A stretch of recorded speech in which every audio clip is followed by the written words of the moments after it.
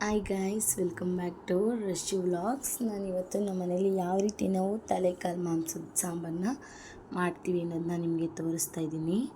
ಇದಕ್ಕೆ ಮೊದಲು ಯಾವ್ಯಾವ ಐಟಮ್ಸ್ನ ಹಾಕ್ಬೇಕು ಅನ್ನೋದನ್ನು ನಾನು ಕೂಡ ಇಲ್ಲಿ ತೋರಿಸ್ತೀನಿ. ಒಂದು ಜಾರ್ಗೆ ನಾವು ಮೊದಲು ಈರುಳ್ಳಿ ಮತ್ತು ಬೆಳ್ಳುಳ್ಳಿ, ಶುಂಠಿ, ಚಕ್ಕೆ, ಲವಂಗ, ಒಣಮೆಣ್ಸಿನ್ಕಾಯಿ ಮತ್ತು ಕಸ್ತೂರಿ ಮೆಂತಿ, ಸೋಂಪು, ಹಾಗೆ ಕೊತ್ತಂಬರಿ ಸೊಪ್ಪು ಮತ್ತು ಪುದೀನ ಸೊಪ್ಪು, ಟೊಮೊಟೊ ಹಣ್ಣು, ಕಡಲೆ, ಚಕ್ಕೆ, ಲವಂಗ ಮತ್ತು ಒಂದು 4-5 ಕಾಳುಮೆಣಸು ಇದನ್ನೆಲ್ಲ ಹಾಕಿ ನೆಕ್ಸ್ಟ್ ಅದಕ್ಕೆ ತುರಿದಿರುವಂಥ ಕಾಯಿ ಮತ್ತು ಅರಿಶಿನ ಪುಡಿ ಇದನ್ನು ಹಾಕಿ ನೆಕ್ಸ್ಟು ಇದಕ್ಕೆ ನಾನು ಧನಿಯಾ ಪೌಡ್ರು ಕೂಡ ಇಲ್ಲಿ ಸೇರಿಸ್ತಾ ಇದ್ದೀನಿ.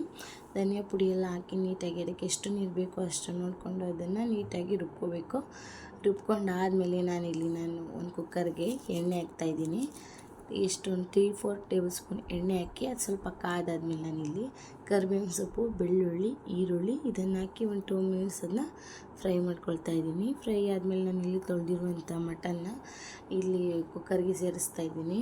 ಅದನ್ನು ಕೂಡ ಹಾಕಿ ಒಂದು 5 ಮಿನಿಟ್ಸ್ ಅದನ್ನ ಸೇರಿಸಾಗಿದ ನಂತರ ಆದಮೇಲೆ ಎಷ್ಟು ಮರಿಕೋಸ್ತೆ ಒಂದು 1/4 ಟೀ ಸ್ಪೂನ್ ಅಷ್ಟು ಹಾಕಿದ್ದೀನಿ. ಅದನ್ನು ಹಾಕಿ ಮಿಕ್ಸ್ ಮಾಡಿ ಅದು ಕೂಗಿಸ್ಕೋಬೇಕು ಚೆನ್ನಾಗಿ. ಅದಕ್ಕೆ ನಾನಿಲ್ಲಿ 2 ಗ್ಲಾಸ್ ನೀರನ್ನ ಹಾಕಿ ಒಂದು 4 ವಿಜಿಲ್ಸ್ ಹಾಕ್ಸ್ಕೊತಾ ಇದ್ದೀನಿ. ನೆಕ್ಸ್ಟು 4 ವಿಜಿಲ್ ಹಾಕಿದ್ಮೇಲೆ ಅದು ನೆಕ್ಸ್ಟು ನಾನಿಲ್ಲಿ ಅದಕ್ಕೆ ರುಬ್ಬಿಟ್ಕೊಂಡಿರುವಂಥ ಮಸಾಲನೂ ಕೂಡ ಸೇರಿಸ್ತಾ ಇದ್ದೀನಿ.